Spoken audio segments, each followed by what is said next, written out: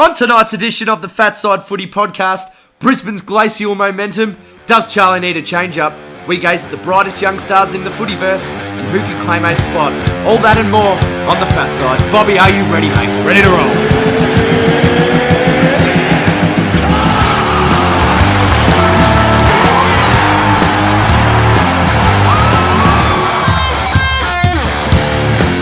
Yes, a big welcome, ladies and gentlemen, boys and girls, to another edition of the FATSIDE. Joined here by the legend himself, the man from Tullamarine, the biggest bomber I know. Bobby, how are you, mate? Mate, I'm not too bad, although my boy's a bit embarrassing this week. The footy landscape, though, the gods deemed it fit to shake some of the fortunes and form lines of some of the teams we thought was solid, but despite the utter humiliation of being spanked by Port, it must pale in comparison to how you felt as a British fanboy watching the Ashes. Don't know what you're talking about, mate. They ask you how you are, you just have to say that you're fine when you're not really fine. Watching that bunch of wankers get so bitterly embarrassed on their own soil, it was the best siege victory since Ben Cousins meditated in the army barracks garden. No, it's not. That was the best. Look, let's crack into the rest of the results. First game out of the block on Friday was two tough teams in North Melbourne and Hawthorn. They waged war, with both teams being in good form since the bye. Both will miss finals, unfortunately, and the game highlighted the best of both teams. Strong start to the Hawks, who took control early. They led by 20 points at the first exchange of ends, before the Roos wrestled back control to curb the deficit to under a goal before halftime. Eventual 22-point victory to the Roos. It was won through elite efforts from Higgins and kicked the last of the night in the second half. He ended up finishing with 28 and 2 goals. Brown added 4 goals, 3. Zeeble was back to being damaging with 3 goals himself. Paul Ahern, who was robbed of chances under Scott, is flourishing under Shorey. He had 26 touches, 600 metres gained. The Hawks got solid contributions from Mitch Lewis with 3 goals too. Warple had 37 and 11 clearances. Wingard had one of his better games in gold and brown. The next game, well, it did. It ruined my entire weekend. Port Adelaide thumped the Dismal Bombers in an impressive outing. They were more accurate than the great Peter North, cashing in on almost... Wow. Cashing in on almost every money shot all day, kicking 14-2 from set shots, and Dersma let them know about it with his arrow-slanging celebration. Goes for the big banana, and if you don't mind, go for the quill and go for the arrow. You deserve it, son. Well done, Xavier. Yeah, Port won the clearances inside 50s and kicked at 76% efficiency to win by a whopping 59 points. Robbie Gray produced one of his best of the year, 4 goals, 1. Rosie was very dangerous despite being wasteful. He had 22 touches and 2 goals, 5, while some bloke named Dan Houston had 29 at 90% and 2 goals. The spanking serves me right after I labelled them Thuggalade and I mocked their supporters last week. But look, Dylan Shiel and Zach Merritt were excellent, a goal each and 29 and 31 touches respectively, but not much else to crow about for me this week, unfortunately. Moving on, we had the Battle of the Bridge. GWS held on in a tight result, the only tight result of the round, to win by 2 points. A contentious no call in the dying stages would have seen Sydney Sam Reid line up, 25 out, right in front. Gee, if only we had footage of the Smith household at that moment in time. A few memberships in bins. Yeah. Yeah, I'd say so. But ultimately, both these teams have had enough bloody handouts over the years, so no one in footy land really cares if they cop a stiff one. The game had plenty of fight. Sydney had control in the first, GWS through the second and the third wrestled it back before Sydney just snuck in front early in the fourth. But the undefeated GWS captain, Toby Green, he stood tall in the last charge. He finished with 34 and 1 goal, 1. Hopper was elite, 26 and 3 goals, 1. While Zach Williams grabbed 10 clearances and 15 contested. For the Bloods, Heaney was superb, 4 goals, 2. Ryan Clark made it pretty clear why he was recruited. He had 26 and a goal, but GWS too strong for their New South Wales counterparts in the end. The next game, well, how the mighty have fallen, Jacko. Fremantle put Geelong to the sword, to the tune of 34 points in Perth. Much was made about the decision by the Cats to holiday before playing the boys in purple, and apparently spending multiple days in a city with sweet FA to do can drain you mentally. Yeah. Who would have thought? The Cats were slow, lacklustre, and despite looking in control in the first quarter, they ran out of gas in the fourth. Kicked 1 goal, 1 to Freo's 5 goals, 3. Fife was Fife. He had 27, 23 contested, and 2 goals, 1. Jeez. Langdon chipped in with 28 and 2 goals, 1 himself, while the Freo ruck duo of Sandy and Darcy smashed the hit out 61-26. Geelong lost the contested possessions, the inside 50s, while simultaneously losing premiership value. Probably a watershed game for the Cats, and their response against another tough contested team in North next week looms large over the current minor premier. The next game had the Tigers versus the D's at the G on Saturday night. It wasn't the drubbing we predicted. It was curtailed a little bit by the wet conditions, but it was still a clinical and forthright victory to the Yellow and Black by 33 points. The D's were right in it up until halftime, but the cream really rose to the top. Tigers bagged 7 goals 10 in the second half, while the D's only squeezed out 3 goals 4. Dusty, red hot right now. Another best on ground, 34 1-goal-1. Hooley was his typical wet weather specialist performer self with 32 at 81%. Tom Lynch bagged another 3 goals consecutively for another week to continue his form. Melbourne got the most out of Big Bonce Fritsch. Have you seen that fella? He's got one of the biggest heads in the league. Oh, yeah. It's huge. Higgins and then Fritsch. Yep, agreed. He kicked 3 goals too. Yep. Being repurposed up forward. He's looking good up there. Oliver battled around the coalface for 32 touches, but too many passengers from the D's. Stuck in the mud at 17th, and Brendan McCartney felt the first axing of what's probably a big off-season overhaul on the horizon for that coaching box. Yep. They axed him from his position, presumably to make Goodwin's job easier. But why now? Makes no sense. Yeah, bizarre. Then we went over to South Australia, where the Crows did the job at home against the Saints, winning by 22 points. Clinging to hopes of September action, the Crows only really put the game to bed late in the fourth through a goal to Brodie Smith with 12 minutes to go. Laird was everywhere. Leather poisoning, 38 touches at 76%. Matty Crouch, likewise, 35 and 2 goals. Gibbs stuck it to Pikey with 29 and 6 clearances, as did Betts with 3 goals. And Tex had 4 majors in a response for himself. For the Saints, their best effort was Jack Stephen playing VFL and staying off the gear for a week. Oh, my God! No, honestly, their best for me was Dunstan. I'm really liking his growth. He led the team in clearances and was busy with 6 inside 50s and 13 contested. The emerging ruck battle of O'Brien versus Marshall was pretty thrilling to watch, to be honest. I like both of them quite a lot, but Marshall won the day for me. Same story for St Kilda in the end, lacking a polished player to really help them win tight games. And since no one really wants to go there, I'm going to dub them the Chubby Redheads. Yep, you're a hater. Sorry, Smitty. Sunday kicked off with the Pies doing what the Bombers couldn't, treating the Suns like the cucks they are. A 69-point drubbing at the MCG, and it came at the right time for the Pies and their clan. Big spirits boost heading towards the business end sees them hold on to 6th. It was a free-for-all inside forward 50 for the Pies, 20 inside 50 marks, 4 goals to Will the Hoskin Elliott, 2 to Elliott, Varco and Myercheck, and also hard-ass Steel side bottom. Treloar finally kicked cleanly. He's clearly probably a bit of a flat track bully. Yeah. Treloar. But 35 touches at 91% and 1 goal 1 as well. Grundy was stellar, 26, a goal, 8 clearances, 43 hitouts. For the Suns, Tuke Miller carried on with his good touch, 26 at 85%. And Ben King damaging up front again, 3 goals 1. And your mate, I've dubbed him Love 100. Alex Sexton. Yes. Love 100. The ledge. Bag 3, snags for himself. Poor backup to last week's solid effort by the Suns. And now a tough dance against Brizzy this week. We could be discussing priority picks before this time next week, Jacko. Carlton lost no pride in their gallant loss to the Eagles, going down by 24 points against a strong flag contender at Marvel. They led at the end of the first by 8 points, thanks mostly to 2 first quarter goals to Nick Newman. He finished with 4, despite only having 10 goals in his career before Sunday. Slowly, West Coast took control in the second, then controlled proceedings for the remainder and claimed the 4 points. Liam Ryan led the Eagles with 4 goals and a heroic mark going back with the fly. For the Eagles, big fly, courage from Ryan. Not as spectacular as some, but so brave. That is the most courageous thing to do in our game, to go back with the fly of that ball with pace to oncoming traffic. And Shuey was vital. He had 27 and 2 goals going through the guts, and McGovern was a wall. 4 contested marks from 13 marks overall and 18 touches at 94%.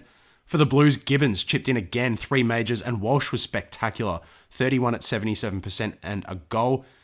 King Cripper, he was well held to 24 touches, but still managed 9 clearances. Good effort from the Blues.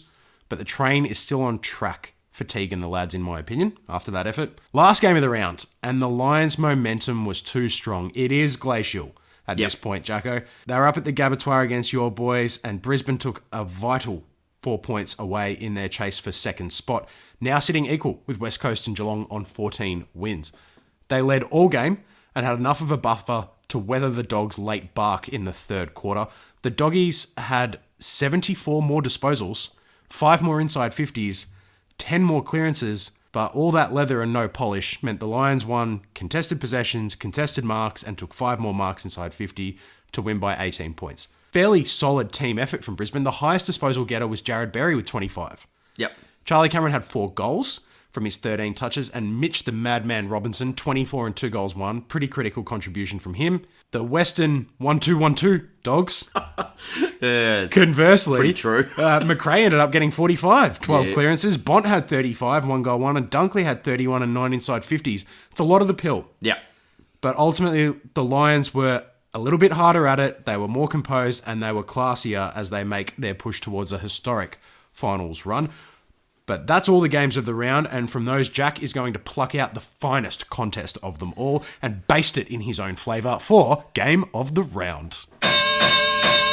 Yes, Bob. So my game of the round, I'm going to cast an eye over last Friday night's game, funnily enough. I'm going to touch on North Melbourne versus Hawthorn for multiple reasons. It was Sean Burgoyne's record-breaking game. Now becomes the most games played by an Indigenous player, passing the great Adam Goodes for 373. So congratulations to Silk. And it was Rhys Shaw's first game as permanent senior coach. So yeah, it was quite a remarkable night for both sides. As you touched on with the match results, both teams look like they're not going to make finals. North Melbourne still have a slim chance, but probably slimmer than Christian Bale from The Machinist. So that is very slim. Oh, definitely slim. Definitely slim. Rightio, let's get stuck into it. Hawthorn got out the blocks first. They got out pretty nicely. Looked a bit worrying for North early on. Yeah, very much so. The reactionary questions coming. Oh, was Rhys Shaw too soon? What's going on here? Have they lost their No, they hadn't. Just took them a quarter to warm up. Look, the Hawks were great to start off the game, but North took it right back up to them, kicking 4 goals to 1 in, I believe, in the second quarter. So, yeah, it was a really good effort, and they took control of the game from there. And as a result of that turnaround throughout the game, it was all from North Melbourne's midfielders. Ben Cunnington and Sean Higgins controlled the middle for the rest of the game. Sean Higgins ended the game with 28 disposals and 2 goals to his name. At a whopping 93% efficiency as well. So that is amazingly good football from Sean Higgins. With a taped up schnoz. Oh, he looked like Voldemort. Still didn't look tough. Yeah, not at all. Not at all. And being interviewed after the game by Daisy Pearce, and I think he was spitting a bit of blood on her face, which is it didn't make for great television, and Daisy looked rather uncomfortable and looked like she wanted to go back into maternity leave. Anyway, back to game in a round. Brown finished the game with 4 goals. Another really good game from Big Benny Brown as he closes in on Giants forward Jeremy Cameron for the Coleman race. Zeeble 3 and Wood 2 also contributed very strongly to the North Melbourne Footy Club. Warper played a lone hand for Hawthorn, collecting 37 touches, but 11 of them came in the opening quarter, where Hawthorn were absolutely killing North Melbourne out of the midfield and on the scoreboard. North Melbourne's best on ground, their best on ground was Higgins, Brown, Cunnington, Ahern, Zerha and Williams. And Hawthorn's best on ground were Warple, Wingard, Lewis, to name a few. The saddest part about the night was Grant Birchall was playing really good footy, Bob, and he's gone down with a hamstring. Now, the question I pose to you, is that career over for Grant Birchall? Oh, look, you'd think so. At his age, the consistent injuries, we've seen Jared McVeigh retire during the week. Yep. Grant Birchall will follow suit. Big shout out to Jared McVeigh as well. Fantastic career. Yeah, loyal servant of his club. Yep. And duly rewarded. Grant Birchall's no different. Yep. Stacked resume. Yep. So no shame in stepping away to make sure you preserve your body just that little bit longer. Absolutely. One of the things I took out of the game, the Hawks were cleaner with the footy. Yep. Better disposal efficiency. But North Melbourne's forward pressure, 19 tackles inside forward 50 to 11 was the result, but it was very obvious watching it that they were there ready to hunt after that first quarter. Presumably some of that is Rhys Shaw's motivation because the game plan didn't shift dramatically. Yeah. It was just simply an effort level advancement that really turned the tide in that game. Once North Melbourne wrestled back control, the Hawthorn had no answer. Yeah. And I think they're still going to be a tough matchup for the rest of the year, North Melbourne. They're not going to be an easy beat, whereas I don't feel that confident about Hawthorn. Yeah, fair call. Great first up win as permanent senior coach for Rhys Shaw, and congratulations to Sean Burgoyne again. What a career. What a man.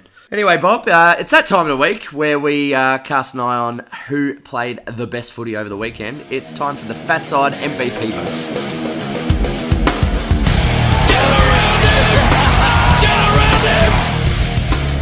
All right, mate. Well, it was a tricky one this week for me. I feel like I've left someone out or I've got the order wrong. So I'm going to let you go first so I don't embarrass myself. Well, Bob, first cab off the rank. I'm going to give my first vote. I'm not being biased. No, who am I kidding? Yes, I am. I'm giving it to Jack McRae. 45 disposals, 12 clearances, 7 tackles, 8 inside 50s, 71%. Very, very busy. And I know it's the Western Bulldogs 1-2, 1-2s. But look, those sort of numbers don't grow on trees, and that sort of effort doesn't either. Agreed. And yes, they lost, but he does this quite often, and he needs to be rewarded for it. So. Strong second half of the year. Yeah, fantastic. Yeah, definitely making the All-Australian squad this year. My 2 votes goes to the Giants' young gun midfielder, Jacob Hopper. That was a fantastic game of football. 26 disposals, 3 goals, 4 clearances, and 4 tackles at 69%. Yeah, really good stuff from him. Very exciting young talent. My 3 votes goes to Port Adelaide's Robbie Gray. 4 goals, 19 disposals, playing in the forward line, mostly. At 84%, really classic Robbie Gray performance. Yeah, and match winning, obviously. And one as well. cheap shot. Yeah, and one cheap shot. You filthy animal. Grub. Yeah. Grubby. Thuggalade grub. Grubby Gray. Yeah, I'm just dirty. They were tougher than us. My 4 votes goes to Adam Treloar. Yes, I know they played witches' hats, but 35 disposals, 15 contested, 3 goal assists, 13 score involvements.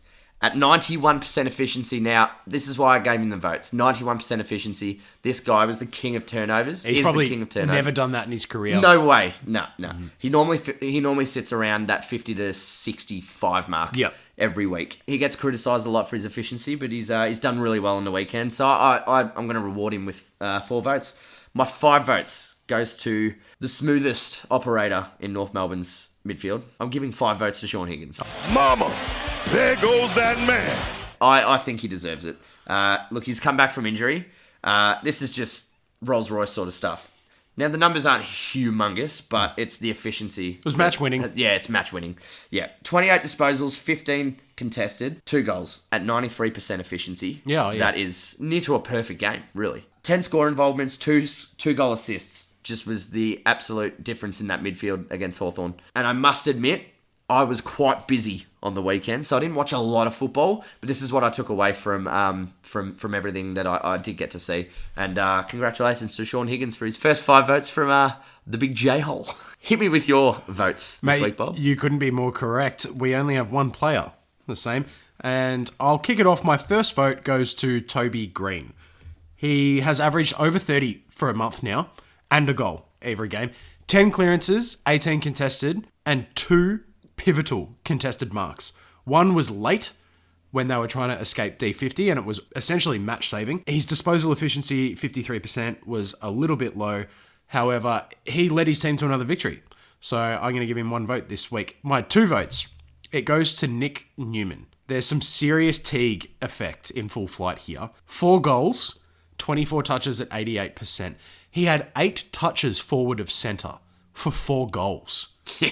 Wow. Ridiculous. So, and he hobbled off injured. Yeah, I had him at $6.50 for 30 or more. He finished with 24.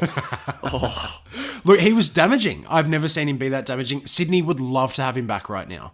They would absolutely be better than Callum crying Mills out for at him. the minute. Well, I mean, Callum Mills is a good player, but they are missing someone like that. My 3 votes, it goes to your boy, it goes to Jack McRae. The 21 contested possessions, so nearly half of his 45 were contested. So, I might give you a bit of stick about the 1-2-1-2. There is a bit of that. However, he was the only dog on the day that was first to the ball consistently.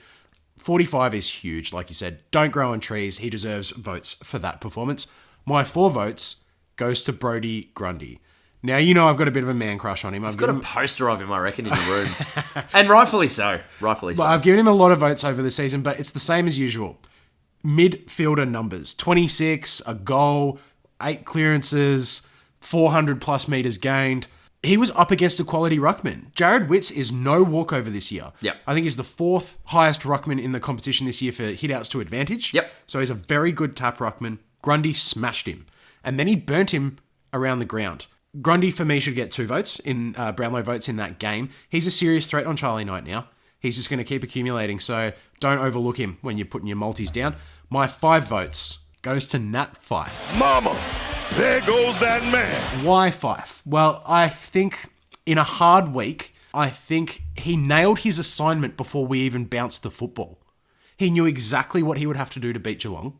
He had 27 touches and 23 contested. That's ridiculous. So he knew that they weren't going to get as dirty as he was prepared to, or cracking as hard as he was prepared to. He also got 11 clearances. Then he punished them the other way. 3 marks inside 50 for 2 goals won. So finally some teammates came to play with him and they kept up. He led by example. He beat the best team in the competition, maybe not the best in form, but still the top team, led the way. That's 5 votes every day for me. That type of effort. So Nat Fyfe, 5 votes. Let's just check the leaderboard quickly.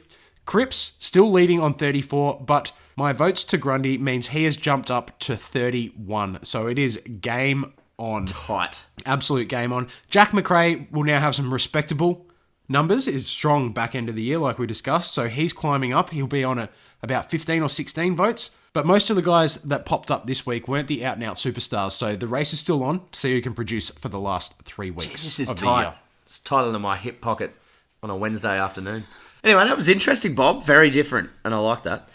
Ladies and gentlemen, it's that time of the week where Bobby hits me with a temperature-based dilemma. It's Bobby's famous hot and cold.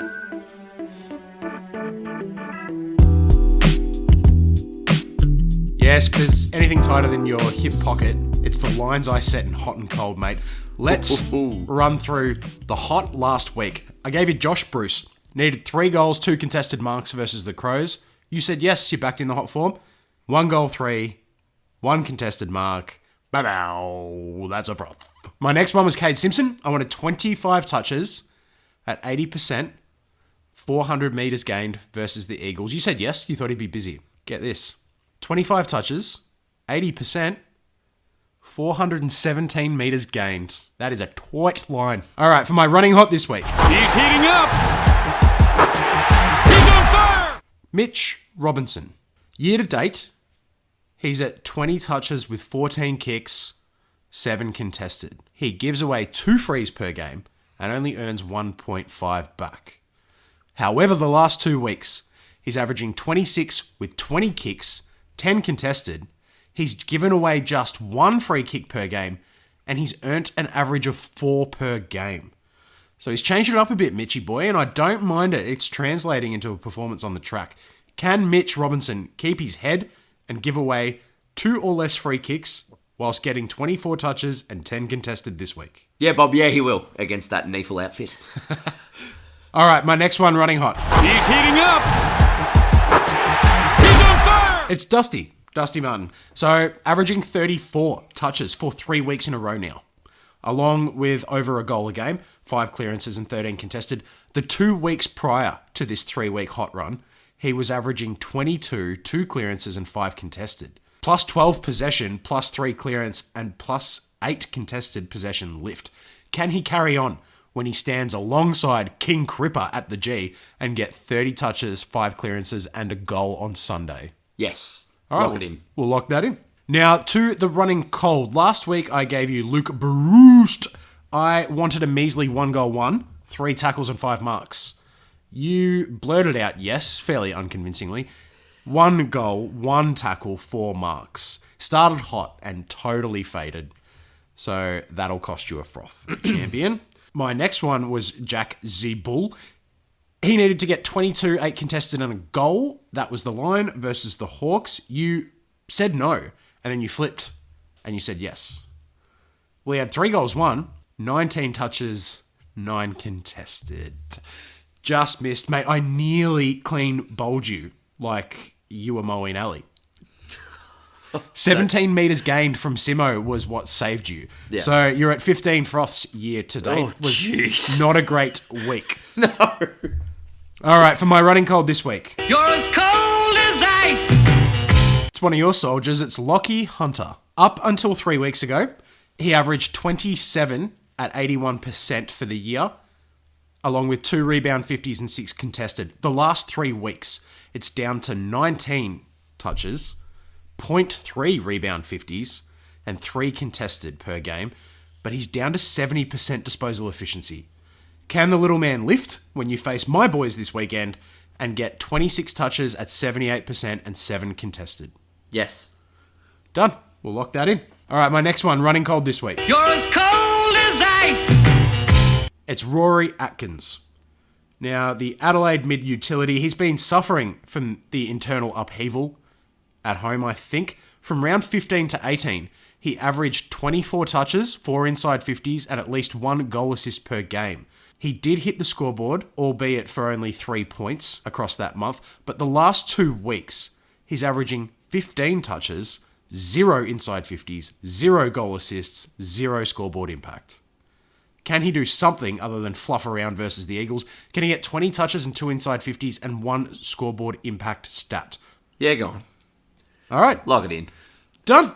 We'll lock it in. So hopefully, mate, you produce a little bit more this week because that you still got 3 weeks, mate. That tally is climbing. I reckon I can get to a slab. Yeah, I won't be putting that in Jack's multi. All right. Well, it's your favourite time of the week. It's time for Wisdom or Waffle. You cannot be serious. I am smart. S-M-R-T. Yes, now every week, Jacko and I throw a few curly questions at each other. We decide whether they are in the vein of Confucius, whether they're wise and sound, or whether they're in the vein of Waffle and more of the cane corns modus operandi of blurting out bullshit. So, how about I kick us off this week, Jacko? Go for it. Look, I'll let you know, little secret, mate. Yeah. I've started carving a waffle totem pole to adorn the studio. Okay. And this man's rotund face is costing me extra lumber. Craig Hutchison. When reporting on the axing of AFL X during the week, he actually backed the format, saying the AFL should persist with it regardless of whether the clubs like it or not. Wisdom or waffle? That's waffle. It's the worst thing from memory for me as a football fan I've ever seen. They've just put our great game into almost a weak, nonsensical soccer game. It makes no sense. It's rubbish. It makes no sense. Kids, I don't see how kids would like it. I don't understand it. Yeah. I don't understand. I put myself in a 5-year-old shoes and the way I looked at football back then. You watch a full season of footy, but you get that farcical piece of garbage in the pre-set. I wouldn't be interested even as a 5-year-old, really. No, it's a joke. And I liked soccer. I love soccer. I've always loved soccer. I don't want to see a mix of everything. He compared it to the birth of other short forms like Big Bash. He was like, no one watched the Big Bash, and they were wearing weird costumes in season 1. But the game was still the game. Yeah, people watched the Big Bash, Hutchie. Yeah. It's a lot different. It's a lot different. And must I add, 2020 cricket re-revolutionised cricket, for one. So, Hutchie, turn it up, mate. Bob, this one's from me to you. The 2019 Premiership is now only a 3-horse race. Richmond, West Coast, Brisbane, Wisdom or Waffle? Well, they're the 3 strongest horses in the field. Yes. Yeah. I don't know. This is a little bit reactionary from me. Look, but it's interesting because that's very much how it feels. Yeah. But it would be ignoring the last 3 or 4 years of football. Yeah. Because that's not how it's been. Yeah, of course, yeah. So, yeah, I'm so inclined to agree with you. I still think a team like GWS could threaten deep in September. I really do. And then once you get there, it's anyone... It's whoever turns up on the day. We all know that. Yeah. You know, that's what happened to your mom, Any to given Richmond. Sunday. Yeah, for sure. Look, I'll say Wisdom because it feels like it's only a 3-horse race. But, you know, in 1 month, you know, after we've watched 1 week of finals, we could be singing a very different tune. Yeah. All right, mate, my next one. This is from me. I did hear it from various outlets, but I'll frame it a little bit more succinctly. The Brownlow should be moved to the bye week, and in its place on Grand Final week, I would propose that we hold either the Hall of Fame induction or the All-Australian night. Wisdom or waffle? Wisdom. Yeah, wisdom because it's fresh in the minds of your average punter. The season's just finished. It fills that space, and it keeps footy relevant within that space. And it's a really good build-up for the start of the finals, not just the grand final. And it gets all clubs can attend the event. Exactly. Yeah. So say, for example, West Coast or Brisbane might be... We might not have... Like, they might be in a grand final together. Yep. So we might not have either of the grand final teams at the Brownlow. Yep. Yeah, we'll be, 5-second delay to Brisbane and West Coast all night. So Yeah, and that's no fun. And No. obviously it makes it easy for someone like, say, Lockie Neal, come down, strong chance to win. Yep. Mate, fly down on the Sunday night in the middle of your, bye week. Yep. Stay for the Sunday night and the Monday night, go back home. There's nothing wrong with that. Nothing wrong with that at all. Nothing wrong with that. Nah. I don't, and as a viewer, I don't want to see the Brownlow winner in the club rooms of their footy club. I want them at Crown. Oh, absolutely. Yeah. What do you think about having, say, the Hall of Fame? I only suggested the Hall of Fame because I think it needs to get more publicity. Way more publicity. It's a great night, yeah. great stories, and I think more people should see it. A real educational piece for young kids as well to learn the roots and the history of and the innovators of the game. I'm in the Hall of Fame camp. Yeah, me too, I think. Yeah. Yeah. The All Australian nights, it's not as prestigious as Agreed. a Hall of Fame night. Agreed. Yeah. Wisdom. A very big wisdom, Bob. Thanks, mate. Yes. All right, this is from Gary Lyon. Elliot Yeo is the best player in the competition. Wisdom or waffle? Yeah, I heard him discuss this. I couldn't follow it, mate. Yeah. Because He has a real love affair with this kid. I understand why, Yeah, too. yeah. Don't get me wrong, but Wisp was throwing some names at him. It was when it got to Dangerfield or Yo, and he goes, Yo. I go, come on, mate. Yeah, I know, yeah. And he said it out can't. of like a bit of spite. Yeah, Crips or Yo. Yo. Like, you Yeah. can't mean it, mate. You can't mean it. So, no, that's absolute waffle. You know it is. Top 5? Would you put him in your top 5? No. No. Top 10? Yeah. Debatable for me. So to say he's the best is waffle. Absolute waffle. Yeah, it's absolute waffle. I mean, I understand his sentiment. He was saying he gets the toughest assignment. Yeah. He's the most versatile. One of the most versatile players in the league. He's not more versatile than Patrick Dangerfield. No. There's no chance A that freak he of is. nature, Patrick Dangerfield. So Nat Fife. Pat Nat Cripps. Fife, exactly. Yeah, yeah. Well, Paddy Cripps is a little bit more of a one-trick pony than Nat Fife or Paddy Dangerfield for me. Yeah. But Yo's got a fair way to go to Yeah. eclipse Fife or Danger. Yeah. So, yeah, that's a long way off waffle. Yeah. All right, mate, the next one. According to David Penberthy and Carolyn Wilson, the Adelaide Crows believe Josh Jenkins has leaked stories from the Crows Inner Sanctum to his good mate Kane Corns, and that is what is responsible for his irregular dropping from the senior team. If this is true, they have no choice but to move him on immediately at season's end. Wisdom or waffle? If it is true, that's wisdom. Move him on. Because that is a big no-no. Yeah, the multiple people are big starting to no-no. report this now. Yeah, yeah. So, if I was a teammate or I was on the administration of that club, I'd be getting him out real quick. Because no one, that you can't have that. You cannot have that. Do I care that he's leaked stories? No, I don't give a stuff. And I'm kind of glad he does because, If someone betrayed your... I don't like the Crows.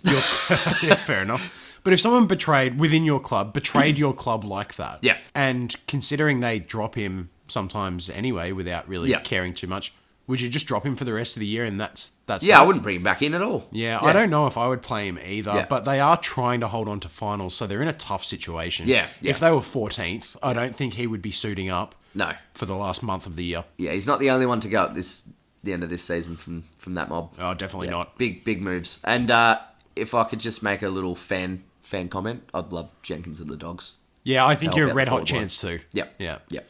Yeah, you'll get a nice 1.2 goal a game player next year. Yeah, be really nice. Yeah, just like an upgrade on Stuart Cremeri. Yeah. A nice upgrade as a 32-year-old. Yeah, it's going to be fantastic. Brilliant. Bruce McAvaney has stepped down from his Brownlow MC duties.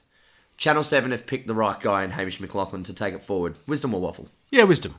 I'm not a huge Hamish McLaughlin fan, but in terms of that duty, being a presenter Yep. of an event, I think he's perfect. Yep. Why not? In terms of what they have available in their stable, Yep. I don't know who else they could have gotten. Who else would have been on their shortlist?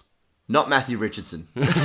For a really fun, dumbed down night, I think BT would be pretty funny. BT Like, would actually be hilarious. it'd be great, but that's not what the night is. It's a really formal night. So I think Hamish McLaughlin's really the pick of the bunch. Yeah, agreed. Yeah, yeah. All right, mate, I got one last one for you. Now, as you would well know, in our kingdom of Waffle Lot, we have our Lord Almighty Kane Corns as king, followed by the Waffle Prince, David King. But our lowly Waffle Jester, Sam McClure, decided to chirp up this week. Brilliant. He broke a Joe Danaher story. Yep. about a journey he had up to Sydney and a coffee in a meeting with Tom Harley. Since then, both clubs have unanimously acknowledged it was a pre-arranged coffee with a mentor, and even that being the fact, it was a side errand of visiting his surgeon in Sydney. When confronted with this evidence, the man, Sam McClure, who's clearly given himself the nickname Scoop, he defiantly said, quote, "I'm telling you right now, catching up just as friends is not what happened." So, wisdom or waffle, Jack? Sam McClure hates being wrong. Wisdom. Because he always is. Yeah. Isaac Smith's a lock to go to the Western Bulldogs. Yeah. Excuse me? No, he's not. Jason Johannesson plays that role pretty well. Yeah. Where would he fit? Yeah, exactly right. Shut up, Sam. Yeah, he'll be the waffle king one day. One day when Kane absolutely. Gets the old Paul Pierce chop. He won't, but... Well, Channel 7 dropped Sam McClure at the start of the year. Yeah. And I think a lot of it was off the back of some of this stuff. This waffle. He's got form here. The talking footy boys didn't like him at all. No. He thought he was at their calibre. Yeah. And he's really not. Like, yeah. A lot of his he stories... hosts the most boring show on television, The Oval Office, that airs at 11:30 on a Monday night. Whatever. Yeah. That's because he's mates with Hutchie. Yeah. So, jobs for mates there. But I reckon he picks his targets like a bit of a coward, to be honest with you. Yep. They're unverifiable Yep. stories. Oh, they weren't just catching up as friends. I'm telling you right now is so desperate. It's like, no, but guys, I'm telling you. Yeah. There's something to it. There's nothing to that. Yeah. Tom Harley was on Breakfast Radio, Gary and Tim, and he was very, very clear. He's like, we're mates. Like, I mentored him back in the AIS days. Yeah. Like, they get on really well. I'm sure Tom Harley's mates with the elder Danahers as well. So, yeah, nothing to see here. And that was quote Tom Harley, nothing to see here. Just caught up for a coffee and had a chat. Sam McClure. Yeah. Cheap prick. All right, mate. Well, that was wisdom or waffle for another week. Now, loved it. It's time to see what Jackie Boy has decided to shine the spotlight on for this week.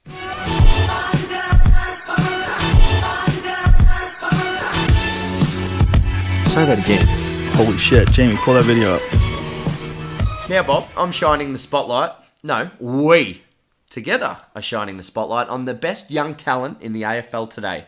And we have constructed our best 22 of under 22-year-olds. Yes, mate. It is that time of the year. The 22 under 22 voting is open.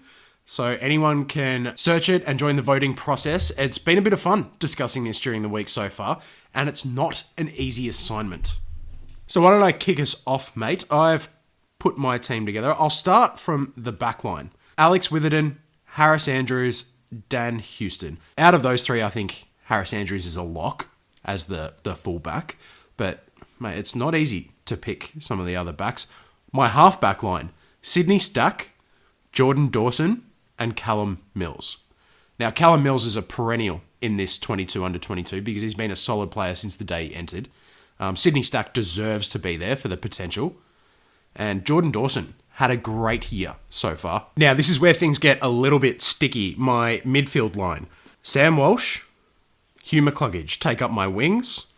Through the guts, Clayton Oliver, Josh Dunkley, and the Warpedo James Warple.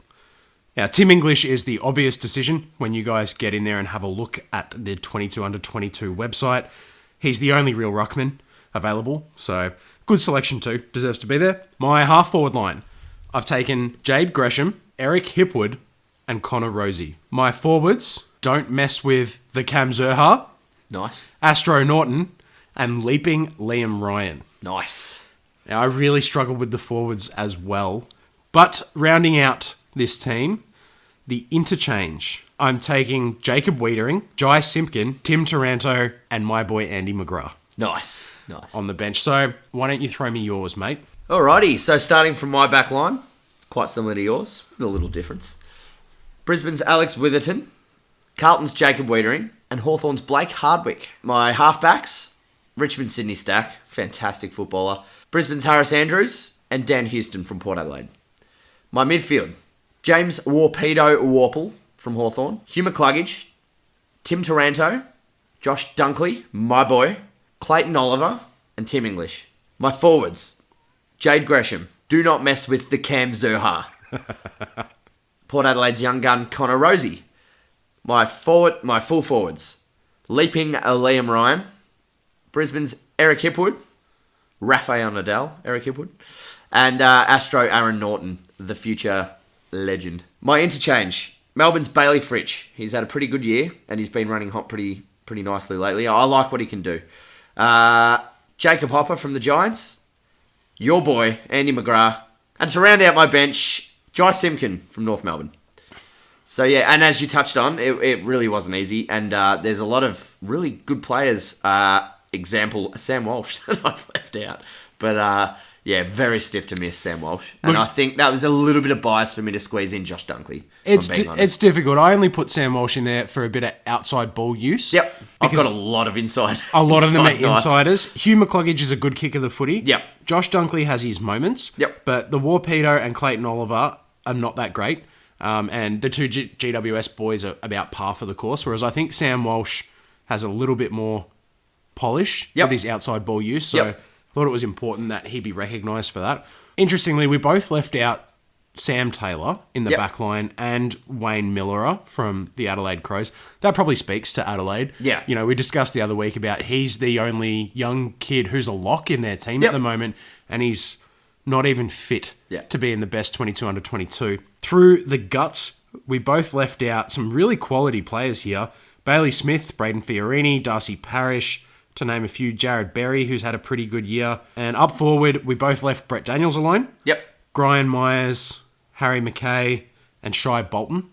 Yeah. So Shai Bolton a little bit stiff to miss my bench, to be honest. I was tossing him up with Jai Simpkin, to be honest. Look, it's hard because Simpkin's shown a lot in some different positions. Yeah. And I really think that Bolton took a while to get going this year. Yeah, yeah. Sort of had to earn his straps Couple a of little bit more. flash in the pan performances here and there. Yeah. Yeah.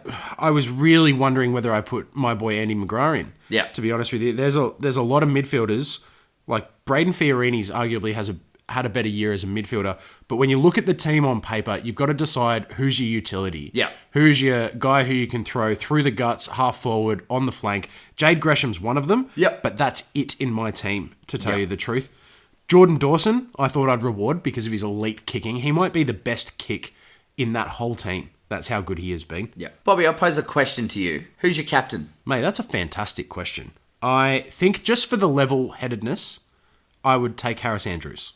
Yeah. Short of that, it might be Clayton Oliver, although he doesn't look like a captain. No. Doesn't strike me as a captain. What about you? It looks like he still has a casual job at your local Hungry Jack's. But with that greasy mop. I'm really gonna have to agree with you. Harris Andrews for mine. Just really calm, steady head. Lucky he's still got his head after last season with Jeremy Cameron sniping it. But anyway, no. Harris Andrews for mine, and maybe a vice captain in Blake Hardwick. Yeah. Yeah, I left Blake Hardwick out. He was the one person whose numbers I had to have a look at. Yeah. I tossed up between him and Dan Houston. I like Callum Mills, so I wanted to put him in. I think he's versatile and that Sydney don't use him in the right way. Yeah. So I think he's better than his numbers look. But Dan Houston, I looked at his numbers just as a defender compared to Blake Hardwick, and he had better numbers. Yeah. So that's why he made it for me. And Blake Hardwick, I picked off a little bit of bias, watched him a fair bit at Rangers back in the day. Right. And the improvements out of sight in his game. Since then, the development's unbelievable. Oh, he's a good player, man. So, he's going to be a great player for a long time. Yep. And a good fit for Hodges' number at the Hawks as well. Look, interestingly, out of the 40 that we had to choose from, there were some notable blokes left out of the team. Some that were arguable as to whether they could be there or not. Personally, I don't mind my boy Mason Redman as a back. I thought he could have been in contention.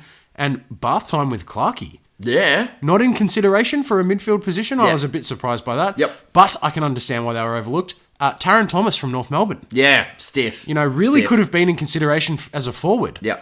Instead of Daniels from GWS, 100%. Mitchell Lewis from Hawthorn. Yeah, crazy. It's amazing. I might almost put him in there instead of Hipwood right now. Yep. Just at this moment. And then, obviously, one of the best young guns all year, Xavier Dersma. The Zav. Where is he? He'll be firing a few arrows. Oh, mate, I'm firing a few arrows. So plenty of young talent got overlooked. So it is a tough decision-making process. Like we said, jump on and have a look. It's the 22under22.com.au. You can put your team together and vote now. All right, mate, let's move on to the time of the week where I decide to put all my chips in the middle and lottery myself towards good fortune. It's time for Jack's Multi. Yes, I was a bit stiff on my last week with Nick Newman paying $6.50 for 30 touches. He got 24 and limped off the ground with 4 big snags. So, yeah, I was a bit stiff with that one. But, yeah, look, it didn't pay off at all. I think I lost that leg pretty early on. I think your mob actually ruined it, unfortunately. But anyway, won't touch on that. Bob, how about you give us a multi this week? I'll still give you one, but yeah, you hit us with your best, mate. All right, well, look, last week my multi fell short because I needed the Roos to score 3 more points. I also needed Richmond to get 7 more points in order to cash in. So close, but not good enough. But this week I'm coming with the Thunder. So, same as last week, Adam Treloar, 30 plus touches again this week. That's paying $1.28. Roll that into Brisbane to lead at every quarter in their matchup against the Suns. That's paying $1.33. I'm actually, you'll love this, mate, I'm going to take the Bulldogs head-to-head against my mob. You're paying $1.97. Yeah. I reckon it's good value in a 2-horse race. Richmond, 1-40 over Carlton. Last week we thought they'd punish Melbourne, but Carlton are a better team than the D, so I reckon 1-40 is where the money's going to be at. That's paying $2.10. Roll it all together, gives you $7.04. So a cool $50 on this will generate $300 profit. I'll definitely be backing this one in. Slightly more conservative. I'm feeling very confident. Not bad from you, Bob. Might jump on it myself. Anyway, I'm going to hit you with mine. Mine's a little bit juicy. It's not ridiculous like last week, though. It's always juicy and succulent, mate. A succulent Chinese meal. My first leg, I've got Collingwood head-to-head to beat Melbourne. I really couldn't pick a margin out of this one, because who knows with Collingwood still. But head-to-head, paying $1.44. Don't mind that. My second leg, either team by 19 or less at Adelaide Oval. Port Adelaide versus Sydney. I think Sydney, it might be similar to that Fremantle game where they go out and it might be just a really tight scrap. We all know what Port are like off a good win. They're rubbish the next week. Yeah, either team under 19 for me, paying $2.20. My third leg is Brisbane 40 plus against Gold Coast at home at the Gabba. That's paying $1.45. A little bit of value there. Fourth leg is either team by 24 or less. Geelong, North Melbourne. I think North Melbourne will go to the Cattery and be really competitive against a really out of form Geelong. My next leg and my final leg is the Western Bulldogs 1-24 paying $3.50. I honestly, because only based on your injuries and last week, I think we're a red hot sniff. Yeah, I agree. So yeah, and we played pretty well up at the Gabba last week. You did for no chocolates. So yeah, 1-24. That's paying $3.50.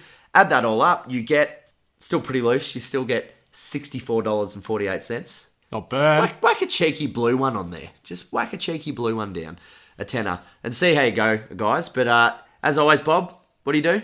Gamble responsibly. Yeah, right. So yeah, that's Bob and Jack's multi for around 21. Hopefully we go a little bit better than last week. Now, before we get into the match preview, as always, we'll check the tips. 7 to you, Jackie boy, last week. 6 to me, so not bad. Close the gap. Separated by 1 year to date. Business end of the season is here. Time to tip well. So let's rip into the match previews for round 21.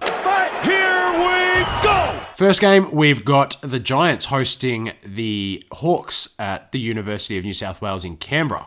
Apparently it's going to be a frosty one. They're expecting a little bit of snow. Yeah, I did hear that.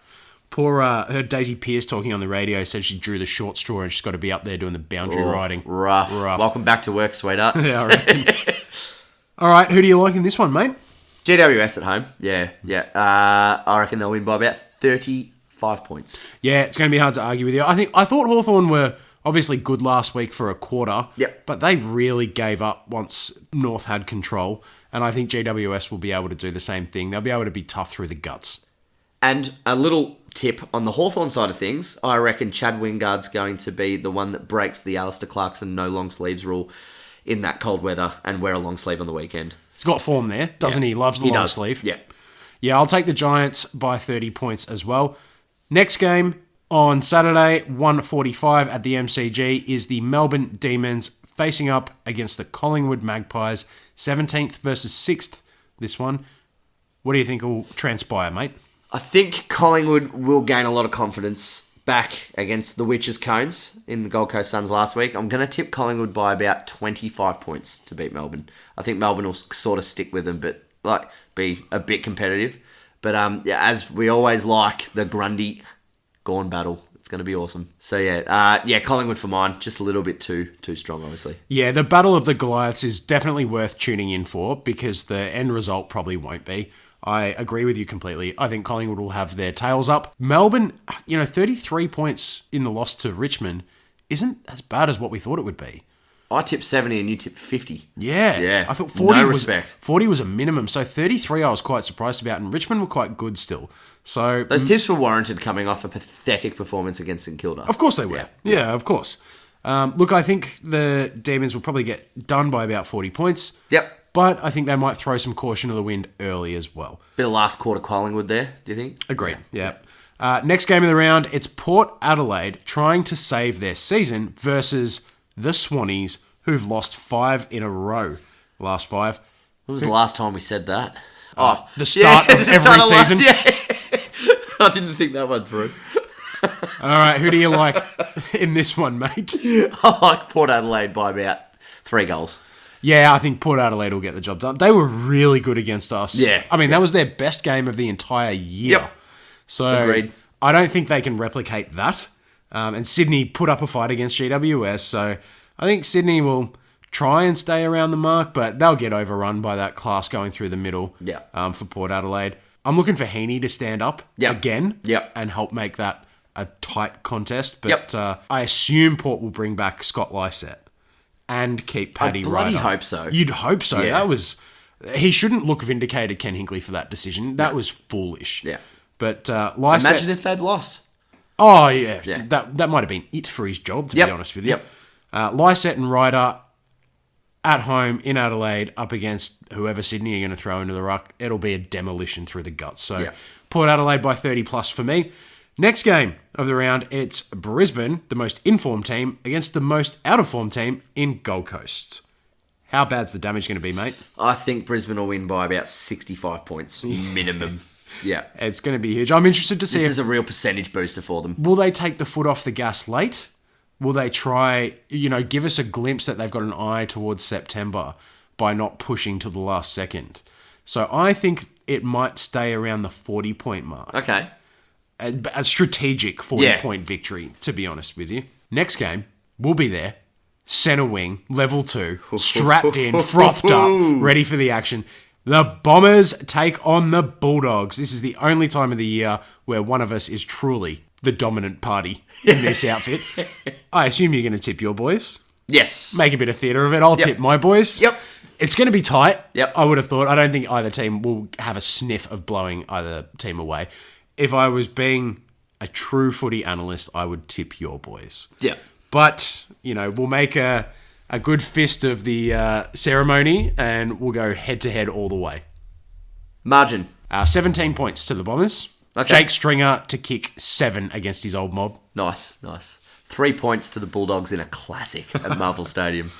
All right, next game of the round, it's Geelong versus North Melbourne. Now, you mentioned this before. You thought it might be a little bit closer than perhaps what the betting suggests. BetEasy have $1.28 the Cats' favourites and $3.70 to North. Bit of disrespect there for North Melbourne, who played pretty well on Friday night. Yep. Where do you see this ending up, this game? I could easily say Geelong by 30 like I do every week, but I'm actually going to say Geelong by about 15 points. I think North will really give it to them, but they'll just be a bit too classy at the end, and they'll get the job done. I'm going to tip North. Wow! Yeah. Wowee! Yeah, I think they can win the contested footy. I think Goldstein will have a field day in the ruck. This is epic. And I don't know how Geelong are going to stop Ben Brown, because Blitzarves will do a decent job. Yeah. But if Higgins pushes forward and Zerha kicks 2 or 3, I think we've got another upset on our hands. North Melbourne are the perfect type of team to take down Geelong. Yeah. They're harder than them, they're bigger than them, they're taller than them, all over the ground. So you just gave me goosebumps, my friend. That's epic. I like this. Yeah, it's going to be a big game on Saturday night. Yeah. Big game for both clubs. Big game we won't be watching. It speaks to the futures of both of them. And I think the result will really say a lot about how these teams view their 2019 season as a whole. Yeah. All right, first game on Sunday, it's St Kilda. They're hosting Fremantle at Marvel Stadium at 1:10. Who do you like in this one and why? I like St Kilda by about 30 points. I think Dockers don't like Marvel. 2 weeks ago, they were absolute garbage against the Bulldogs. And I think Saints will pretty much... They won't win by 40-odd points, but they'll win by 30-odd points. I think they'll be too good at home. Yeah, look, I'm going to take the Saints as well. I don't have the same degree of confidence that you do, but I think that was an aberration for Fremantle. They won't be able to do that again for... Mate, they might not do that again next year. Yeah. Beat a top team, to tell you the truth. They're in all sorts. Yeah. Forget that win. They are in absolute all sorts. They're lucky that they've got Fife and Mundy's playing like Mundy again. And they've got 2 ruckmen that can kind of dominate. That will... David did come Mundy. That will really challenge Rowan Marshall. Yep. Going up against Sandilands and Darcy. Yeah. Be a serious challenge for him. So interesting to watch that. But Love that kid. I'll take the Saints by 20 points at Nice. home. Next game, it's Richmond versus Carlton at the G. Well, 2 of the most informed mids, Dusty versus King Cripper. Oh, epic. Who's going to own the battlefield at the end of it, mate? Cripps will own the battlefield. Richmond will win. Yeah, I like that call. Yeah. So Richmond will win by about 27 points. That's not bad. Yeah. You know what? I'll take that. I'll take that. I would have said about that just under the 5-goal mark myself. So I like it. All right, last game of the round. We've got West Coast hosting the Adelaide Crows at Optus Stadium. Obviously, West Coast are rolling. Strong favourites at $1.22. Adelaide, well, this might be the game that costs them a top in the spot 8. Who do you like in this game, mate? I like West Coast by about 70 points. Oh, a drubbing. An absolute drubbing. Like the drubbing they gave Fremantle. Not Proper to the 90 point. Reality check time. Yeah, it's it'll burst the furnace open once and for all in Adelaide. They'll be on the chopping block all next week. That's my big tip for the round. I think West Coast will absolutely put foot to the throat and murder the Crows. Yeah, it's going to be... That was really dramatic. Well, they match up relatively okay because they've got a few good, tall, intercepting backs. But how is Adelaide going to get through the wall that is Hearn, McGovern and Barras? No. They just won't. They just can't, can they? Look, I think West Coast will dominate. I'm with you. I don't know if it'll I think Adelaide will be climb that lucky high. to kick 5 goals on the weekend. Really? Yeah, I reckon they'll just get absolutely owned. I just have a feeling. I love it. Yeah. I love this strong stuff from you, mate. Very prophetic, Nostradamus hole. Yeah. It's great. Yeah. I reckon Josh Jenkins has already told Adam Simpson that they'll only kick 5 goals. All right, well, that is the match preview for round 21. Before we sign off, we're going to have a quick look at the ladder because there's been a bit of moving and shaking. All right, mate, well, Geelong still sitting on top by percentage only now that we're through 20 rounds of the AFL season. West Coast and Brisbane equal on 56 points. They're almost equal on percentage as well, separated only by 0.8. Brisbane are sitting third. Richmond, 1 game behind those top 3, and they're on 111%. Personally, mate, I think the Cats could drop the next 2. You know, I've obviously tipped North. Yep. And then they're up against Brisbane. Yep. And Brisbane are a better team right now. Yeah. So that's going to be fascinating. They could slide out of the top 4 before the end of the year. Imagine that. Sitting 5th is GWS on 48 points. Still a very healthy percentage. Now, the interesting thing about GWS is they have the Hawks, Dogs and Suns as the last 3 games of the year. Any slip up by the Tigers, because they do have games against West Coast and Brisbane, then GWS can lock in a top 4 spot. Yep. Those are all 3 very winnable games, and if they get them... Richmond, they're 3 wins for mine. Yeah, and if Richmond drop 1, that's it. They're out of the top 4 because of their percentage. To round out the top 8, Collingwood are sitting 6th, equal points with GWS, but a lowly percentage. Essendon are 1 game below them on 7, 44 points, a measly 100%.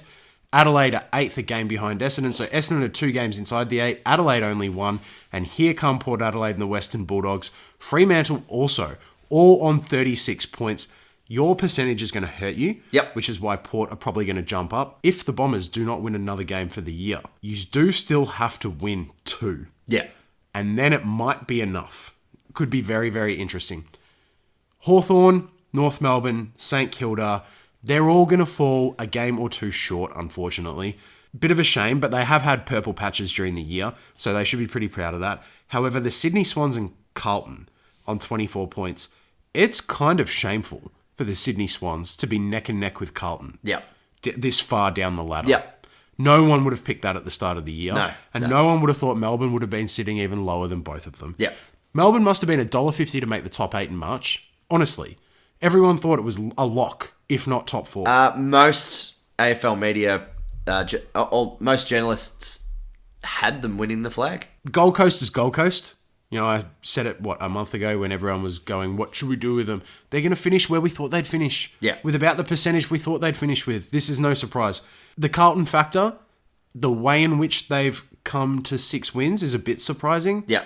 But not out of this world. 6 wins, sure, that's proper development. It'd still be on 3 wins, I reckon, if Bolton was still there. Agreed. Yep. Absolutely. That would be all they have to look forward to. So that's the ladder. There is actually a lot at stake for the last 3 weeks of the year. So it's going to be epic football to round out the season. All right, mate. Just quickly before we sign off, why don't you tell me what you're looking most forward to this weekend in footy? I think we've got a mutual looking forward to. I cannot wait to attend the football with you on Saturday night, mate, and watch our 2 boys go toe-to-toe on our home deck at Marvel. It's anyone's game. Massive 50-50. Massive repercussions for both teams as well. So, it's there's a lot of theatre around this game, and I can't wait. What about you, Bob? Mate, you mentioned it before. I'm most looking forward to Gawn versus Grundy. Yeah. I've talked Brodie Grundy up all year. If he can't do it this time against Gawn, because earlier in the year, Queen's birthday, he got hobbled by that ankle injury. Yep. No excuses this time, mate. Yeah. You must dominate. And if you don't, you can't crow about being the All-Australian, because Max Gawn has almost not slipped up all year. Yeah. So imagine that surprise on All-Australian night if Brodie Grundy isn't named. Wouldn't that be interesting? Very interesting, seeing that he could possibly win the Brownlow. All right, mate, what is your doomsday worst-case scenario? Another key Brisbane player gets an injury, a hamstring or a soft tissue or season ending. Dane Zorko on the weekend, that was a bit of a heartbreaker, a little bit of a lump in the throat. If another one goes down, I won't like it, and neither will anyone, really, seeing the momentum they're riding at the moment. So that's my doomsday scenario. What about you, mate? Well, my doomsday is sticking with the Brisbane theme. What if Gold Coast threw some caution to the wind and actually snatched a win in a Q clash? What if a Q clash was the inspiration they needed to get a win? What would that do to Brisbane's season to get beaten by the 18th team this week? Most of your finals hopes and mental confidence would be dashed. Yeah. And the hype train would come to a grinding halt. It would flip off the tracks and murder some innocent civilians. Want that to happen. Wouldn't it be a fascinating narrative? Yeah. So that's my doomsday, mate. Now, thank you all for staying up and listening. As always, jump on our Facebook page, The FATSIDE Podcast. You can catch us on SoundCloud. As always, we'll be dropping it on YouTube as soon as it's out. The NBA free agency special that we've recorded, the delay's been resolved. It is due early next week, alongside what should be a massive global podcast, Jackie boy. Oh, humongous. We're going to deep dive into the Ashes, and we're going to talk more sports from around the globe as well. And catch all the weekend's updates on our Instagram as well, the FATSIDE Footy Podcast. Don't forget, on YouTube, to like and subscribe. Bobby, you had a good time tonight, mate? Mate, I've had a fantastic time, so I'll let you do your traditional signature sign-off just before the fat lady starts warming up her pipes. Good night. And that is it.